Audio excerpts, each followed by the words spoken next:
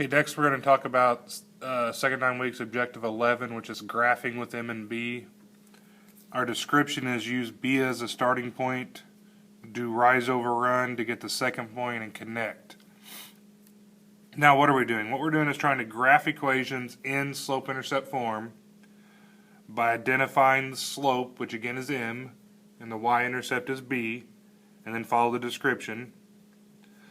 Some extra notes here, guys. The rise, remember, is up if it's positive, down if it's negative. The run, we're always going to consider the run to be positive, and I'll talk about how we do that here in a second.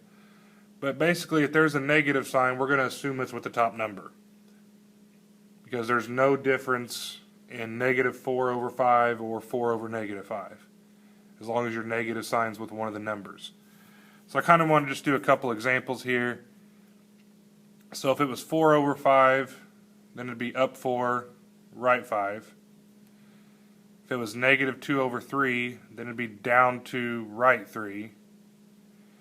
Originally this started out as negative 2, but remember, if it's a whole number or an integer, negative 2 is the same thing as negative 2 over 1, so that's why it's down 2, right 1. And if it was 3 over negative 4, I'd move that negative sign up to the top. So I would actually be thinking of it as negative 3 over 4, which would be down 3, right 4. Again, we always want to put the single negative sign if there's just one negative sign with the top number. So now let's look at some examples. So example 1, I want to graph y equals 2/3 x minus 3. Again, the first thing we're doing is identifying M and B. It's in slope-intercept form, y is by itself. So M is the number in front of x, so M is 2 over 3. B would be negative 3. Now, according to our description, we want to use B here as our starting point. Now keep in mind, B is the y-intercept. So if B is negative 3, I go on the y-axis, and I go down to negative 3 and I put a dot. From the y-intercept, we're going to do our slope, which again, our slope is rise over run. So this means I would rise 2, so I'm going to go up 2 and go to the right 3 from our starting point. So from our starting point here, going up 2 to the right 3. Once you have your 2 points, I only need 2 points to draw a line.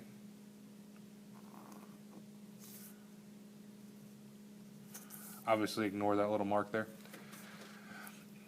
Now, could we put more points on the graph? Yes, and some of your teachers in the past may have asked you to put more than 1 point or more than 2 points on a line, but in reality, since we know it's a linear equation, we only need 2 points. So if I look at the next one, graph y equals negative 4x plus 6.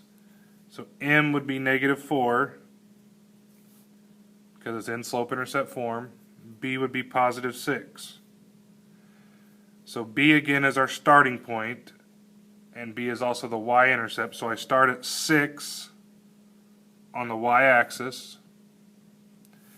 Now our slope is negative 4, but keep in mind, since that's an integer, we can think of it as negative 4 over 1. So that tells me I want to go down 4 to the right 1 from my starting point. So from my starting point, I'm going to go down 4 to the right 1 to get my next point on the line.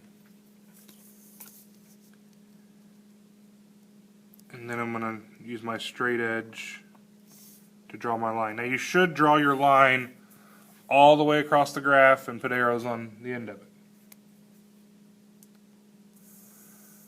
Okay, next let's look at y equals negative 3/4 x plus 1. So again, my slope would be negative 3/4, and my y-intercept would be positive 1.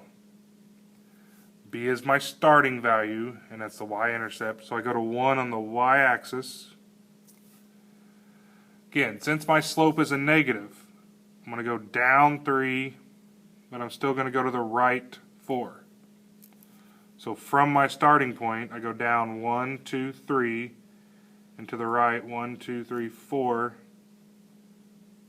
to get my second point on the line.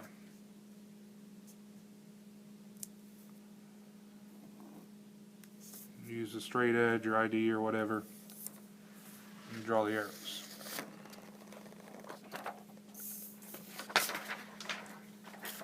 Now suppose we had something like y equals x. So it may look like we don't have a slope or a y-intercept because you don't see any numbers. It's in slope-intercept form because the y is by itself, so the number in front of x is a slope. Well, again, there's an imaginary 1 there, so m is 1. Now b is usually over here the constant that's being added or subtracted. There is no constant over here. So in this case, b is actually 0 because there's no number being added or subtracted. So b is my starting point, so my starting point is actually on 0 this time.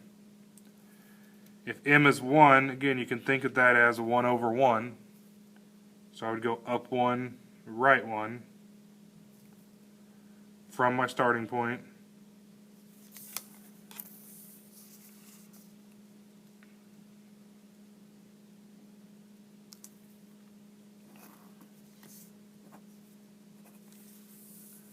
Draw your line, make the arrows. Now next, graph y equals negative 2 over negative 4x plus 1.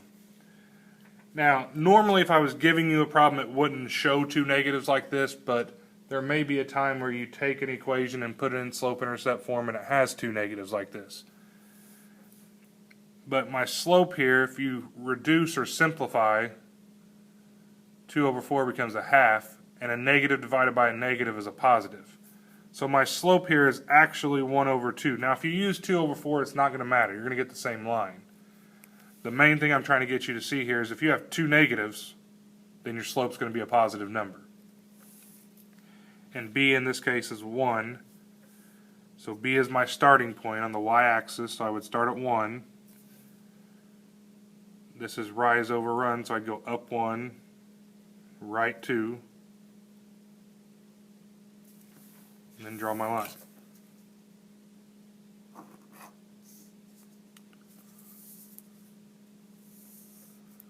Our last example, y equals 2x minus 3, so our slope would be 2 or 2 over 1, and our b would be negative 3. So I'd start at negative 3 on the y-axis. With my slope being 2 over 1, I would go up and to the right.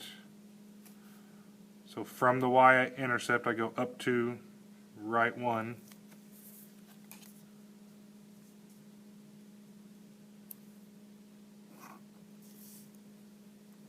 And draw my line.